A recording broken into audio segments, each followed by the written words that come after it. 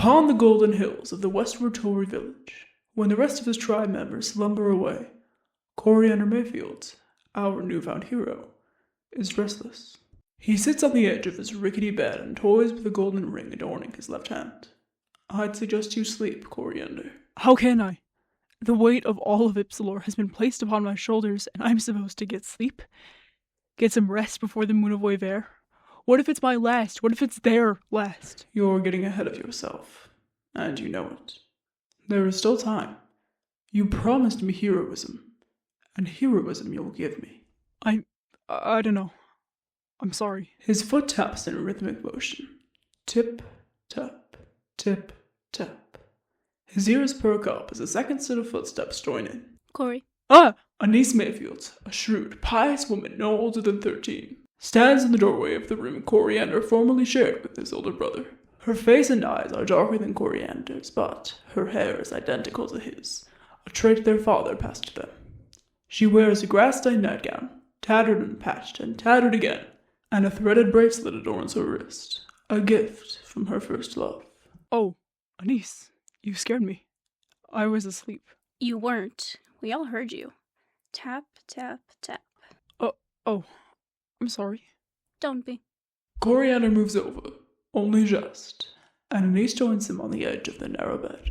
You're not alone. I couldn't sleep either. None of us could. The kids were too excited. They're only waiting for their wishes to be granted. They're still young. They really believe the patrons listen. And you don't? I grew up, Coriander. I know how the world works. You do? Sort of. I like to think the universe has a way of giving back. He stares out the window wistfully, at the moon, the glorious blue moon hanging delicately in the sky. You should get back to bed. So should you, Coriander. This isn't like you. Staying up late, tip-tapping away. Please tell me why. As if on cue, a young child bursts into the room, eyes alight as he spins around. Corey! Soren Mayfield, Coriander's 9-year-old brother, twirls towards the pair of siblings before bumping his little head into the splintered bedpost. The child tumbles to the ground, then extends his arm and pulls himself up. I'm fine. There, now you've gotten your pants all stained up. Here, let me wipe the dust off. That's better, little buddy. Now, what's going on, The sun's been down for hours. It's past your bedtime. Oh, someone's excited for the Moon of Wév-er, isn't he? Excited to send off your lantern? Yes. I want to become stronger. I've been thinking about it all year. I want to be like the men who labor around the village, or, actually, no. I want to be fast, yes. I want to be really, really, really, really fast. Or maybe strong. Forget. Can I ask her both? Sweet kid. We'll see. Wait, you're up too, Corey? What you doing up so late? Oh! Yeah, that's right. You're up late too? Is it because you want to kill yourself? What? I asked Comfrey SYLPHINE from down the street, and he said a lot of kids your age want to kill themselves. Is that true? No, buddy, Can I get your room? SORREL! Relax. I don't think he knows what death is. Go to bed, Koye, okay? Don't worry about your brother Corey. Okay. Sorrel scampers out of the room, twirling and twirling back to his bedroom before an inevitable crash rings from the hallway. You see why I can hardly sleep. I have to share a room with that kid. And Perilla. I hardly shut my eyes before they're awake, making a ruckus. Oh, you learn to love those kids. I'm not sure about that one. You should get back to the— No, Coriander. I can tell. Even Sorrel could. Something's going on with you. Please, talk to me. ANISE, you're worrying over nothing. It's causing you pain, I can tell. You're never like this. I'm worried, Corey. I am. Are you hurt? Did something happen when you were out? I'm leaving. I have errands to run. For what? Your work? You've hardly worked a day. It's been 6 weeks and you haven't begun your apprenticeship. Mila knows, so do I. You're causing her pain. Is this what you wanted?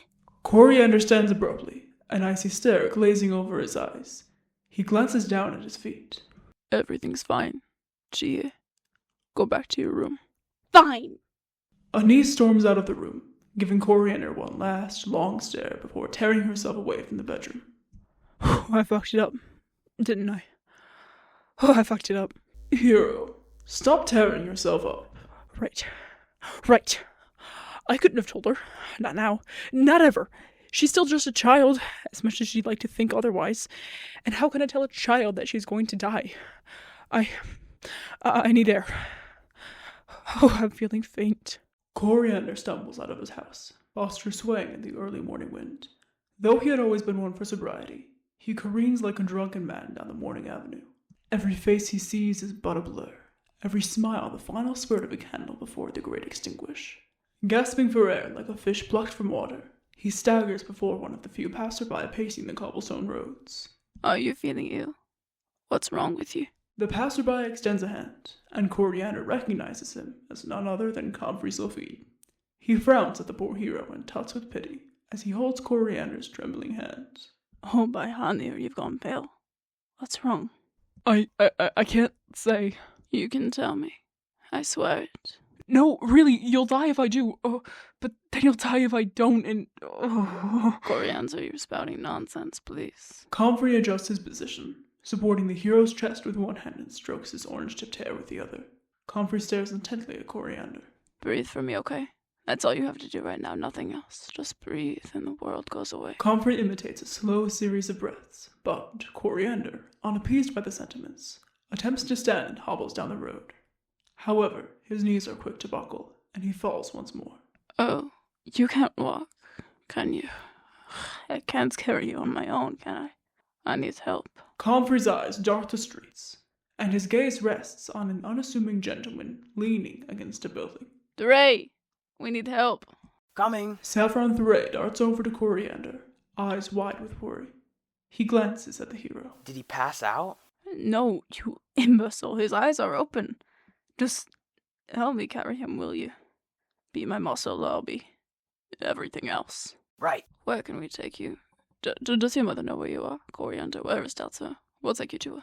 No, not Delta, not Delta. I need OSPREY. But... Listen to the man, COMFREY. Fine. You'd better pray he's awake. Saffron lifts Coriander delicately and carries him towards the sage's home, while COMFREY trails behind the pair, whispering attempts at comfort into Coriander's ear.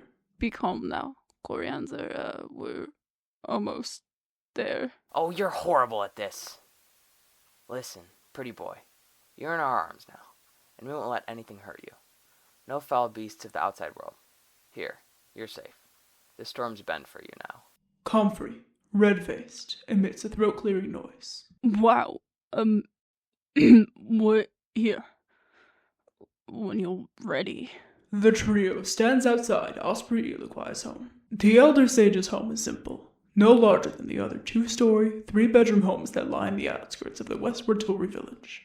The early morning dew rolls gently off the curved wooden rooftop, and moss grows from the wall's cracks. However, the sole feature setting the home apart, multi-hued pink flowers lining the stony walls, weaving themselves around the outer pillars of the makeshift veranda. The sage, wrapped in an orange and yellow speckled robe, stands underneath the structure. He eyes Coriander up and down, more expectantly than concerned, and he ushers the trio inside. The interior of the home is filled with a rustic glow, beaded tapestries of lore hanging from every wall. The space feels cluttered, almost uncomfortably so. COMFREY and Saffron look around the house, marveling at the lanterns hanging from the ceiling and the lush flora filling the handmade pots by the doorway. But Coriander's dazed eyes are glued to the far wall, which is covered with an armada of swords. OSPREY cocks his head, his wrinkled smile beaming. Care to come in? Yes, please. He wanted to speak with you. Alone, if you will. Saffron and COMFREY exchange a glance. Really? Let's leave him be, COMFREY. Breakfast is being served soon. We should go. Breakfast isn't planned for another hour. Maybe 2. Not if you know the right people. Let's hurry. The pair of young men exit the abode, leaving Coriander alone with the elder sage. Follow me, Coriander. OSPREY leads the hero through the small home. Coriander trudges over vibrant rugs, the scent of candles and herbs overwhelming him. He takes a seat on an oaken armchair facing the wall of blades. Would you care for tea? No, thank you. Coriander dazedly stares at the gleaming sabers. I didn't know you had those. My collection. the price to pay for a safe village. Coriander's eyes darted to his tattered shoes. Oh, I have received word of a terrible omen. Ah, The world is going to end. Coriander details the madness, from the moment he set foot into the alley with FENNEL TORVARIS to the rooftop meeting with Clove. oh, Coriander, I don't intend to stereotype. I never do. But you can never trust those Winricks, can you? I believe Clove. She was honest. If you'd had seen it, Shall we see for ourselves? OSPREY leads Coriander through the village, towards the Temple of Wév-er. OSPREY stands near the moon basin, and motions for Coriander to follow suit. A gentle breeze drifting through the temple keeps the young hero awake. OSPREY draws an oblong, silvery vial from his sleeve and pours a few droplets of emerald liquid into the moon basin, tilting the kune inside with the phthalo green tone. The dyed kune begins to swirl, converging in the center, when suddenly...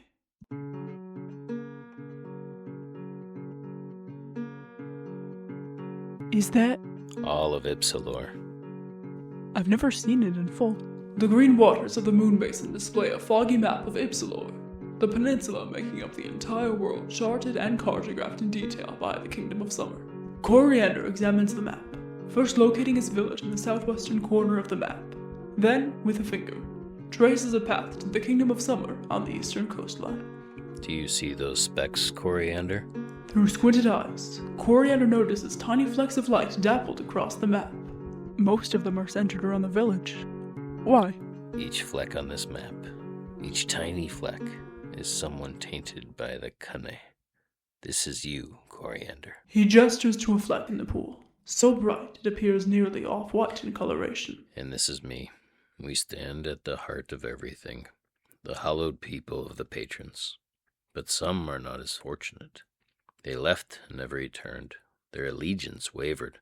Whatever it may be, a part of them still lives with the patrons. The kune withers. It fades, but it never dies. So the faded specks on the map, those are former tribes members? Precisely. OSPREY peers at the map, then smiles and nods, pointing towards a faded speck slowly inching eastbound. Agnes Winrick, renounced tribeswoman and host of the unholy beast Armageddon. So it's true. Indeed. It's over. You're viewing the world as if it had already ended. Have hope, Coriander Mayfield.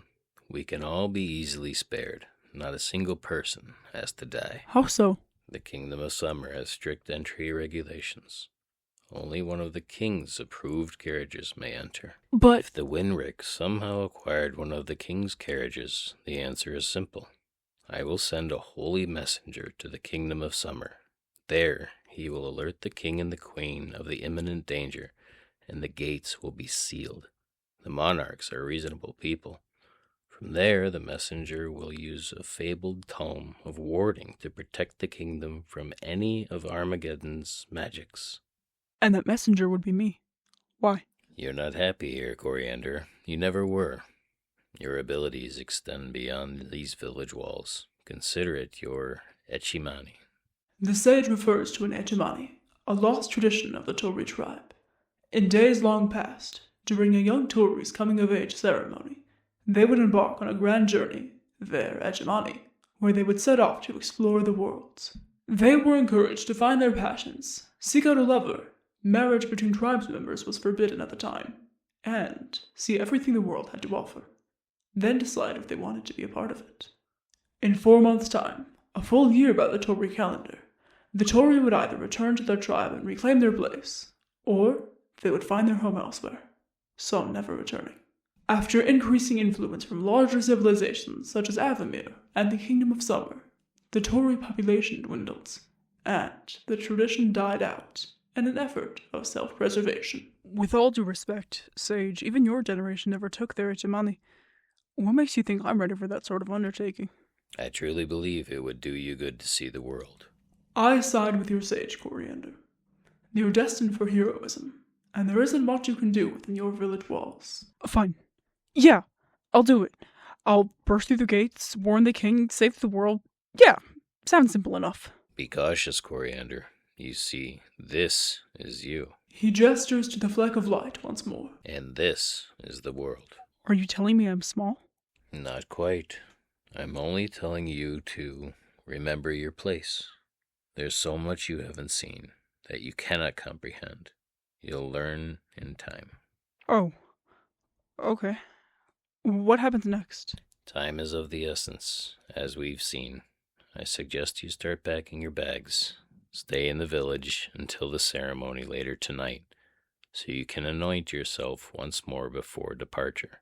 I must be sure that I can watch over you, ensure your safety and progress. We don't want you going astray. The village will send you off upon the strike of dawn tomorrow, and we will await your safe return with bated breath. Go now. Make haste. Prepare enough supplies to last you 2 weeks, and you can forage for the rest. Make your people proud. Please, simply remember what I've said. In fact, take the rest of this vial. Use it when you need. It can be used on any liquid surface. Yeah. Alright. Thanks for the trinket. Allo. Alot, Coriander.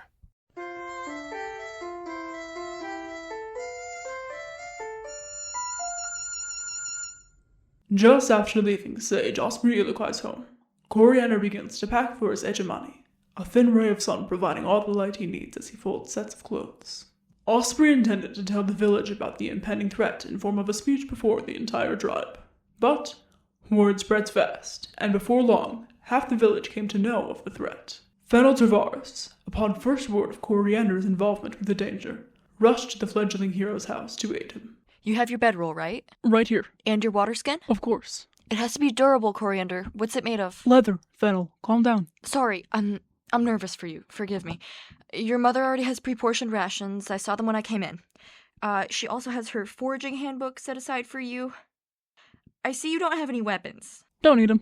Sure, but what if you have to cut something? Oh, you have a torch. That's good. Might weigh you down, but... Oh, that reminds me. My father gave you this. Fennel hands Coriander a small, engraved wooden box. Coriander opens its tiny lid and peers at its contents. Flint, steel, tinder. Your father's tinderbox? Why? Oh, everyone's making contributions. I mean, if it goes towards the hero bound to save the world, we'd give just about anything. Tell him I said thank you, I suppose? Of course. Fennel stops, lingering at the doorway, her hands dropping to her sides. Her eyes dart around, almost as if asking for permission, before she sits across from Coriander, cross-legged on the bed, and rummages through the rest of his supplies. You have rope, I see. What about a pot? Pot? For cooking, Oh, okay. I'll fetch one for you. You don't have to. I don't want to trouble you. You'll be on your own for who knows how long. Of course you're going to need it. I see you have a vial there. That's good. What about the rest of your medicine kit? I didn't pack one. You what? Well, I figured that I could forage. Fennel's face drops. She speaks through gritted teeth as she gesticulates wildly. Foraging? What if you need honey to stave off infection? Or yarrow for a poultice for pain? Or what if you get a fever or a rash? Or what if you're bleeding out and you're alone and you don't have any bandages because you didn't pack a damn medicine kit and... Suddenly, her eyes widen, and she cups the side of Coriander's face, staring at him with a peculiar, distant expression. You're not gonna make it out there. Fennel, please, don't worry about me. No, you're not going to make it. A moment of silence passes between the pair as Fennel averts Coriander's gaze. She slowly turns to him, her eyes meeting his at last. Let me go with you. And risk you too? Face it, Coriander. You couldn't survive yourself.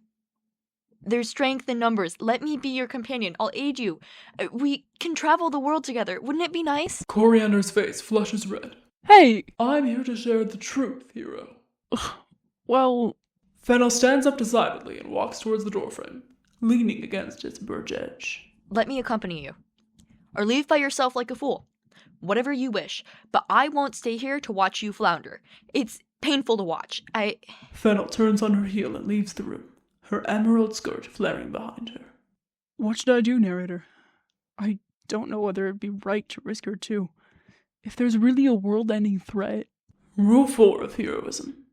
A true hero never travels alone. It's your call, Coriander. might be selfish, but I think I'd sort of like for her to come with me. I can't imagine being alone for weeks, dying alone if I fail. I couldn't. But what if she dies? What if I risk her? I need to think practically. You have until the morning to decide, Coriander. I suggest you make the wiser decision. Think of Mira, acolyte of Escatu, or Reginald Esbro, or even Viscount Kirill Perrin, if we speak of modern examples. All heroes, all traveled with the party. Think of your successors, think of those who came before you. Even the mountain-dwelling nomads never travel alone. Only fools would traverse all of Ipsalor on their lonesome.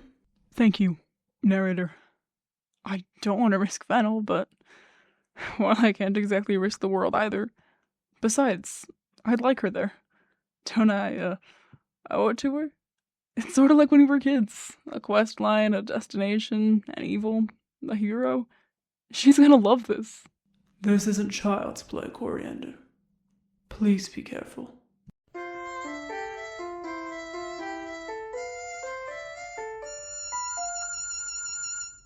The air stills as the village congregates around the stony entrance to the Temple of Wév-er. The crowd huddles together for warmth, wrapped in cloaks to shield themselves from the frigid cold. They speak in hushed whispers, no more than solemn mutterings exchanged between tribes members. The gathering slowly filters in, one by one, through the narrow entrance. Coriander Mayfield takes slow, careful steps through the door, feeling the presence of Wév-er, the patron of spring. He glances around, a blue light cast upon his face, and quickly notices the stilled silence in the temple. He follows suit, refusing to speak, and makes his way into the center chamber.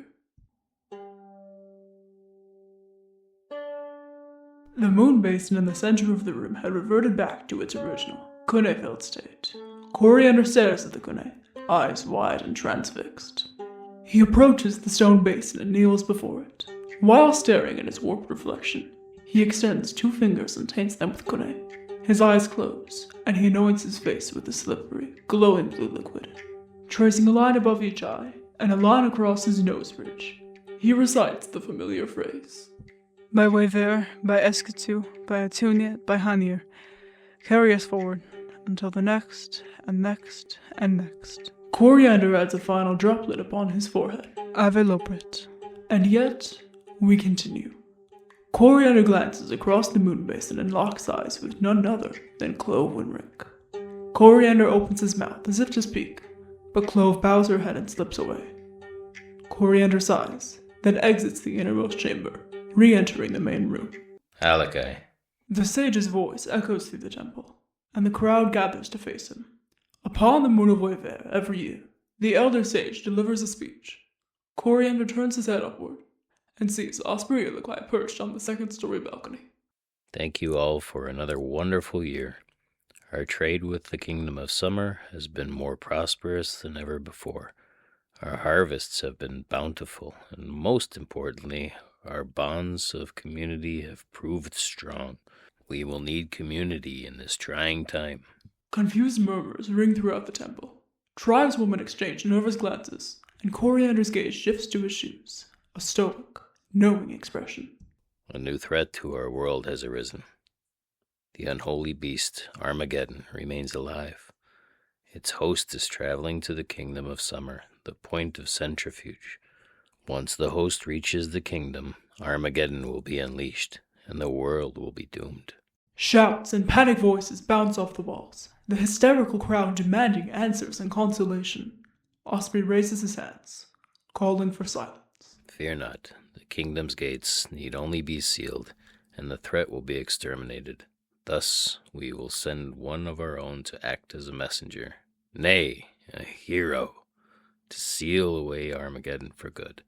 Let the chosen party step forward. The crowd parts, every set of eyes in the room on Coriander as he steps forward. Fennel remains in the center of the room, a question in her eyes. Coriander nods, and Fennel steps forward to join him, taking her place at his side. Coriander Mayfield, House of Escatu. Oh, and Fennel TORVARIS, House of Atuniet, our budding heroes. They will journey to the Kingdom of Summer and seal away this threat forevermore. We will send them off this morning upon dawn's first light. Now in their final hours in our hardy village, let us give our future heroes the care and comfort they deserve, and we will give them the best send-off our Tulri can muster. Time is of the essence. Let us give Coriander his rest. Avelo pret. The tribe's members filter out of the temple, leaving Coriander and Fennel alone in the crowd. Coriander stares at the ground quizzically, and Fennel cocks her head. I see that look in your eye. What's wrong? There's something off with Osprey's demands of us. I need to find him. ILEQUAI, children.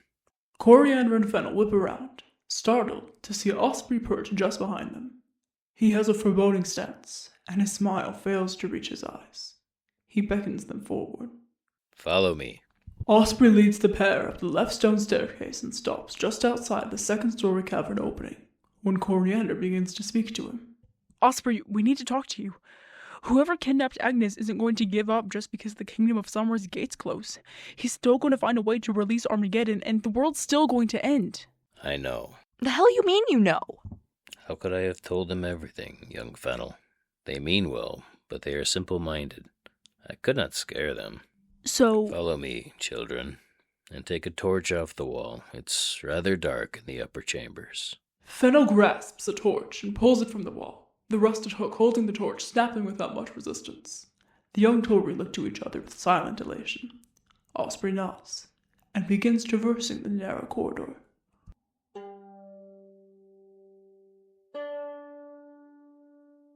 The cave walls are tight, the cracked surfaces scraping against Coriander's sides as he struggles to breathe the weighted air. Fennel glances around, brandishing her torch. Ancient carvings embellish the walls, but because of the dim light, they can scarcely see the engravings, let alone begin to decipher them. The world as we know it is governed by two magics, desecration and redemption. Desecration is a destructive power. It rots land, quells life, hollows souls. It can fell an entire realm in mere days if left untamed. Osprey's pace quickens. Redemption is a healing power. It is the only force capable of cleansing desecration. Where desecration tears, redemption heals. Where desecration rots, redemption purifies. The trio reaches a circular chamber at the end of the narrow cavern. Fennel holds out the torch and observes a single brazier in the center of the room. Its cobbled surface is engraved with slate etchings, runes more ancient than even the dead Tulri language. Fennel's eyes dart around the room, her keen perception scanning the chamber for cloaked threats. She squints and scrunches her nose in a moment of hesitation, then nods and steps towards the brazier. Set it ablaze. At the sage's command, Fennel sets the kindling alight, a single blue flame quickly erupting in the brazier. A moment of pure silence passes, and, without warning, torches around the room burst awake with golden fire. Coriander, startled, jumps backward, landing in Fennel's arms. He looks up at her, smiles sheepishly, and scrambles to regain his footing. He glances around the room and gapes as he takes in the setting. Fennel, look, do you see? I do. The walls of the circular room are lined with murals, archaic and complex, but easy to decipher. However, Coriander's eyes hardly make it to the wall. 5 sarcophagi lay in a semicircle around the room, 1 empty, 4 full. A line is drawn from each sarcophagus to the center of the room, joining at the tip of a teardrop-like symbol skeleted into the ground. The elder Osprey moves to the first mural, a depiction of 4 caricatures standing above a cracked earth, darkness seeping in from below. At the dawn of our Tulri nation, the world was threatened just as it is now by Armageddon. It is the scourge of desecration, a harbinger of destruction and chaos. One of our own rose to the challenge. Mira, acolyte of Eskatu, your ancestor Coriander. With the help of her people, she searched and searched for a cure for desecration. They discovered soul stones, a gemstone commonly found in the Sator cliffs, which contained trace amounts of redemption magic. The ancient Tulri harvested as many soul stones as they could, concentrating them into redemption's purest form. They created the Band of Redemption, a wristband containing the pure essence of this magic. It was a weapon only effective against scourges of desecration, and Mira set off with 3 of her fellow acolytes. You know the rest, children. The 4 acolytes ventured across the land to seal away Armageddon. Using this newly crafted band of redemption, Armageddon was defeated. So they killed Armageddon. Or so we thought. It was believed to have been killed, but this wasn't quite right, as proved by our dear Agnes.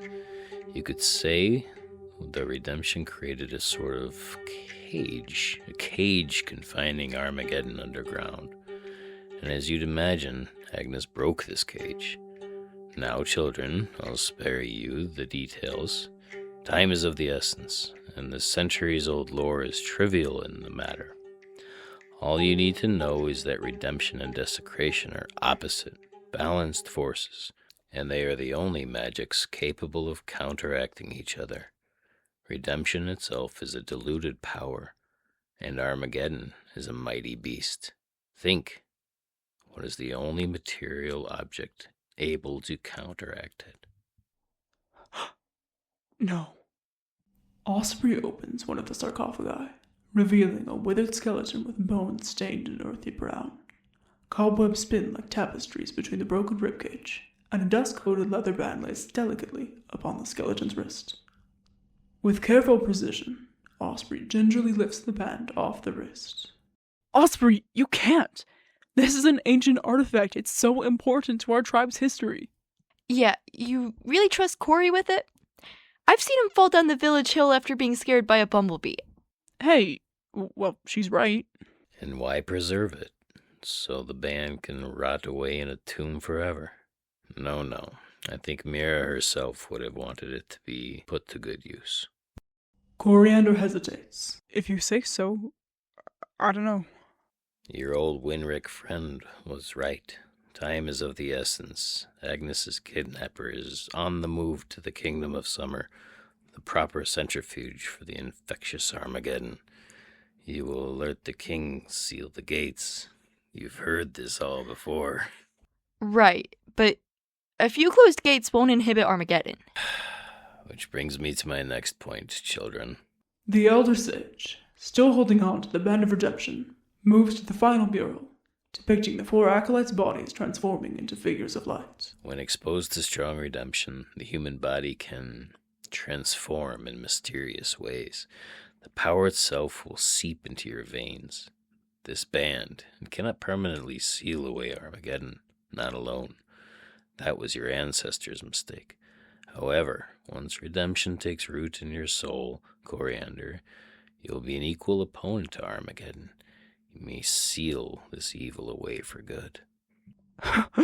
So, I'll be the ultimate hero? My body will host redemption? It's one way of looking at it. You don't... Sure. That's amazing! Let me at that thing. Not so fast. You don't comprehend the risks. If you are overexposed to this redemption, your body becomes the magic essence itself. You join a higher plane of existence. There's no coming back. They call these beings Ulte. This was the fate of your former heroes. Do not let this become you. I'll be careful. It's less than a month, right? I'll be back before Setsu. I suppose. Do you accept this band and the risks that come with it? Oh, come on. Why the... Do you accept? Yes. I accept. Then I bestow upon you the band of redemption. Osprey passes the Band of Redemption around Coriander's wrist. Upon feeling it against his skin, Coriander can instantly sense the ancient history behind the object. Its leather base, which would have been worn and decayed if not for the Redemption Stone, is delicately carved with dotted lines and crude symbols. A single stone sits in the center of the band, its teardrop shape emitting a soft yellow-white glow. Take good care of this, Coriander. Rule 5 of heroism. A true hero takes good care of their weapon. I wouldn't really like to call it a weapon, but... Alright, yeah, I'll take care of the thing. What was that? Nothing. Coriander turns it over again and again, examining every angle. He can feel the power contained within the band. He knows that much. But as for how to use it... So, how do I use the thing? That is where my expertise fails you. Records were either kept a hushed secret or decayed over millennia. A thoughtful gaze sets over Osprey's face. Then he nods. Seek out the alchemist. He is an old friend of mine, you could say. The last I heard of him, he resided near a town called Oakenhale. This town is right on your way to the Kingdom of Summer. You'd practically be passing through anyway. The alchemist is an expert in the art of magic. He knows of the band, of course he would. And if anyone can train you on its function, it would be him. The best advice I can give you is to concentrate your will into the band. Concentrate your will.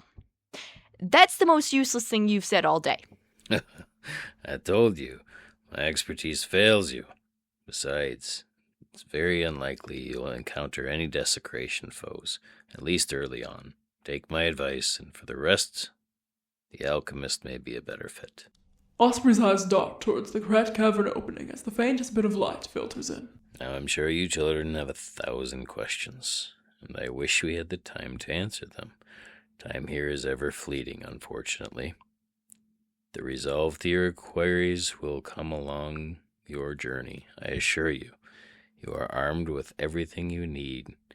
Now, I want you children to spend the rest of your few hours here with your friends, your families. Yes, Osprey. Osprey's face settles into a wrinkled smile. Go now, children.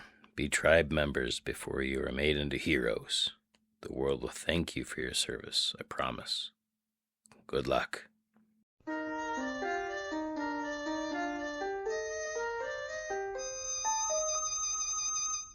Coriander and Fennel, after exiting the temple for the final time, instinctively make their way towards the western hills, where the Tulri gather to watch the morning lanterns every year on the Moon of Wév-er. However, they hardly make it 50 paces when Fennel stops dead in her tracks. Coriander turns to her quizzically. Is something the matter? No, well, I don't know. I feel like we're bound to be the center of attention. I don't want to spend my last hours here gawked at. Oh, but we could watch the lights still, if you wanted. No, I know what you mean. There's a spot on the northwestern side of the hill where you can still see the lanterns. I went there with my sister Anise last year. She wanted to go somewhere quieter. Isn't that when she broke up with her little girlfriend? Yeah, she did. Fennel glances at the northwestern hills, then looks back at Coriander. Well? The pair slowly walks towards the hills, footsteps even. Fennel and Coriander plant their feet on the ground, the emerald grass brushing gently against their ankles. The night is calm, blue and quiet, a few faint opalescent clouds streaking across the star-dappled sky. The faint roar of the Tulri crowd runs through the scene, the rush and anticipation as the lanterns are prepared. I think the children are writing their preview. Do you want to? No. Doesn't really matter now, does it? Fennel sadly glances at Coriander, olive eyes glowing, and they release a mutual sigh. Before long, however, they hear footsteps, and Saffron is standing behind them. Saff? You think I was gonna let you two sit here like sad little ducklings? In your last 2 hours home? You underestimate me, comrades. Saffron takes his place at Fennel's side, lightly rocking on the balls of his feet. His breath carries the light scent of alcohol, albeit fainter than usual, yet his expression is stoic, his eyes focused on the lightly dangling moon. Don't you want to be near the party? I want to be near you, dear Fennel. And you, my lovely Coriander. Besides, they didn't tell me that since I'm an adult and everything, I had to help wrangle the children. I'm sure my siblings aren't exactly angels out there. No, they are not. A moment of silence stills over the trio, and, in the distance, another pair of footsteps approaches. Saffron turns around, and his lips curve into a small, crooked smile. Comfrey, didn't think you'd join us. You know I had to make sure you three weren't causing trouble. Yeah. Sure. We're glad to have you. Comfrey stands next to Coriander. Another uneasy silence before Comfrey speaks with a shaky, uneasy tone. So this is it. Everything, everyone we know, nothing but a dust-laden memory. So everyone in town knows. Wonderful. It's a small village. Answer my question, Coriander. Please. No, the world's not going to end if that's what you're asking. I mean, not if we stop it. I've got a good feeling. I'm sure we'll be fine. Yeah, that's the spirit. Saffron enthusiastically thumps Coriander on the back. Besides, we'll be right there with you. If we can join your party, naturally. Oh, of course. The more the merrier. Now that's an adventuring party. Wait, who's we exactly? Me and Comfrey, of course. Oh, no. Yes, we'd make the perfect team. The four of us. Imagine it. Oh, I'm picturing it very clearly. And I'm promptly shutting this down. No way. Saffron shrugs and winks at Coriander. I'll get him to crack. Until then, you two ducklings are on your own. You're sure we'll be okay out there? I mean... To everyone's surprise, Comfrey interrupts. Stop worrying yourselves. Our elder sage is wise. If you weren't suited for the task, would you have been chosen? No. You people choose to fret in your final hours here. How idiotic. Ugh. Sorry. What was I saying? Right.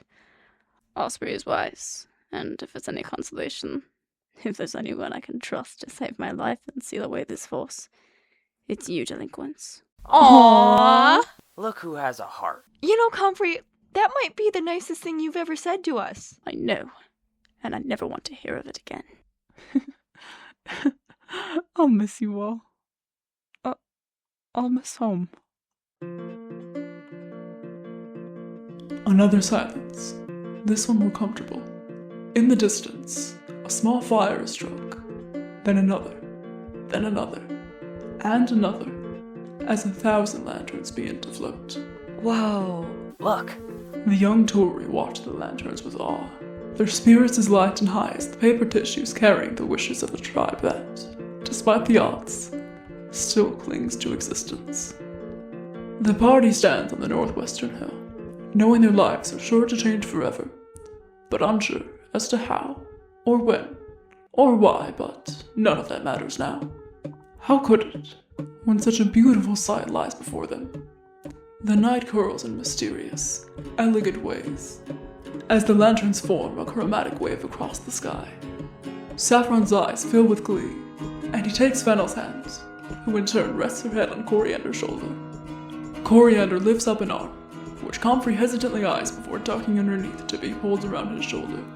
In a peaceful quiet, they watch the lanterns, and bask in one another's warmth. Home will always be here for you, comrades. But greater things lie in wait beyond us. We'll be able to see it all. Didn't we always dream of that when we were kids? This is different. When we were kids, there was always a kindling fire and a warm meal waiting for us. I'm certain you'll find your place. Perhaps it's here, perhaps it's there, but you won't know unless you see it. You're getting older, Coriander. We all are. The lanterns really are beautiful. They are. From an unseen crowd, music swells, and the laughter of children is pulled by the gentle midnight breeze.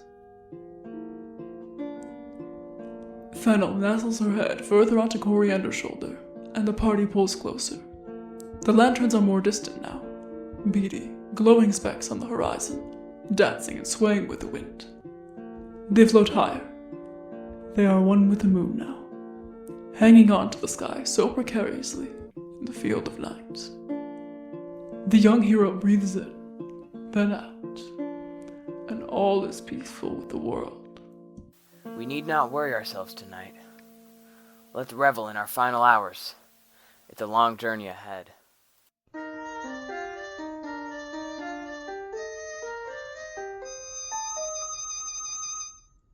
At the crack of dawn, the entire Tulri village population gathers in the town square. Osprey and Coriander stand on an elevated platform in the center. Coriander glances around anxiously, waiting for Fennel, who comes bursting through the side crowd with 2 additional bags and a tasteful satchel. Fennel, was all of this really necessary? Of course it was. Right. Coriander turns to the main crowd now, and he sees his people, standing with flowers and ribbons and sugar candy. He is suddenly, consciously aware of every part of his body. Why is his arm twitching? Why is his hair sticking to his forehead? Well, the sweat, that's why. Well, why is he sweating so much? And why do his knees look like That. Hey! My job is to narrate. Well, narrate a little less rudely. My tribe's members, settle down, settle down. Today, 2 of our young will set off on their etchimani, reviving a long-dead tradition. They will traverse the great woods, the hailless plains, fireless, passing through villages and cities and unfamiliar lands in order to reach the kingdom of summer, to seal away Armageddon and end the threat to our world. A vast responsibility lies on the shoulders of these children, so let our tribe do everything we can to help. 3 people step forward, a mother, father, and child. Coriander recognizes their faces, but fails to recall their names. The small girl hides behind her mother's legs, face barely peeking out, but, after reassurance from her father, she teeters forward. She rummages around in her pouch, then pulls out a small bag and hands it to Coriander with a grin. Coriander takes the small pouch, thanks the girl, and the family retreats back into the crowd. He opens the tawny bag, and inside lies a small fortune. Perhaps 100 gold coins and change. For me? What is this? The village pooled spare wealth. Money is useless in our town, and we're sure you'll need it in your travels. It will go to better use in your hands. You didn't have to do this. Of course we did. Now, back to business. Our young heroes will depart from our village now. They will see the world in all its greatness and splendor, but they will always have a home with us here, nestled in our little hillside village. May the patrons guide them on their journey. Ave Lopret. The village throw flowers, ribbons, and candies into the air, a sweet, floral aroma filling the town square as Coriander and Fennel try to force their way through the crowd. Suddenly, the crowd swarms the young heroes, a cacophony of goodbyes and well-wishes ringing. Swept by the crowd, Coriander catches a fleeting glimpse of his mother, alone and shaken, before forcing his way to the gates. The crowd steps back from the pair, allowing them to leave the village. Fennel glances back at her community, wide-eyed and teary, while Coriander eyes a brick in the village wall. Coriander the Weaver. He smiles, as if it were an old friend. Then the pair exits underneath a stone arch reading, Ave Lopret. And yet, we continue.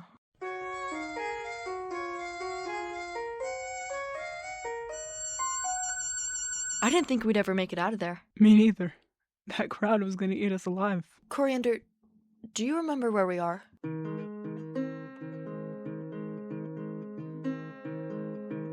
Coriander looks up. He stands at the foot of the emerald hill outside the village, its long grass gently dancing to the tune of the wind. Birds chirrup a nostalgic medley in the distance. This was a hill, but it was hardly just a hill. This was a palace, a temple, a spawning ground, a domain, a kingdom, a heaven for the young Coriander Mayfields, when he and his friends could be anything they wanted. Yeah, I know this place. It's the voice in the back of my memory compelling me to be a hero. It's sweet. You were always the valiant of our group. Everything starts here, doesn't it? Fennel and Coriander, absorbed in memories, begin to walk up the hill. With every gentle step, a new memory plays back. Coriander, Fennel, and Clove running around with the twigs or weaving flower crowns. The pair reaches the top of the hill, and the present is more overwhelming than ever. They stare out into the peninsula of Ipsalor, the vast land ahead. They see the great woods, a seemingly endless forest, with its babbling rivers and thick canopies of leaves. They see the northern mountains, and the villages, and the cities, and the ruins, and the roads connecting it all. The world is a vast, unfamiliar place. When we were kids, this view was incredible. Now it's just daunting. Hey, it'll be okay, I promise. It won't seem so unnerving once we're in it. Maybe it'll even be small. It's sort of beautiful though, right? I mean, we'll get to save all of it. It is. Coriander takes a few steps forward, taking in a deep breath as he looks over the land. It's all waiting for us.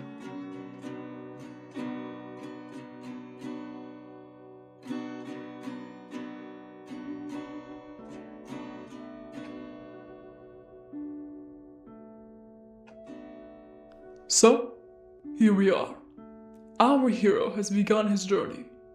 The world ahead of him is daunting and unfamiliar, and for a young man inexperienced as him, the trials that await may overwhelm him. But we're getting ahead of ourselves, aren't we? I will always be the voice of reason for our hero, to guide him along his journey. And you, my audience, I will be sure to guide you too. It may be disconcerting, this vast new world, but then again, isn't everything? I say, let it begin. Ahem. So long, my dear audience. Until next time.